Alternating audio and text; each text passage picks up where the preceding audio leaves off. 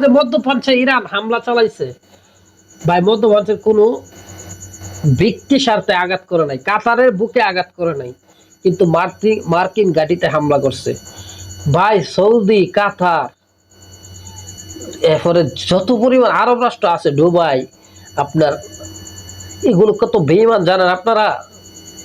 তারা আমেরিকার সাথে তাল মিলাইয়া ইরানরে বড়ায় লাইতেছা, বুঝছেন ভাই? সবাই মিললে একসাথে একতাই বল, ঠিক আছে না? একসাথে যুদ্ধে নামো, একসাথে ইসরায়েলে বড়াইলাও, আজকে ফিলিস্তিনের এই দুর্দশা দেখতে হতো না যদি সব আরব রাষ্ট্র একসাথে মিলা যেত ভাই। ভাই আমরা মুসলমানের ভিতরে রূপ ভাই, বুঝছেন? তাইলে চিন্তা করেন, ইরানের ঘরের ভিতরে মোসাদের এজেন্ট ঢুকে গেছে ভাই। আমরা জানি ইসরায়েলের যে সবচেয়ে শক্তিশালী গণমাধ্যম এটা হলো মোসাদ। ইরানের বড় বড় প্রধানদের শেষ করে দিছে, ইব্রাহিম রাইসিরে শেষ করে দিছে, এরপর ইসমাইল হানিয়া ওনারা শেষ করে দিছে।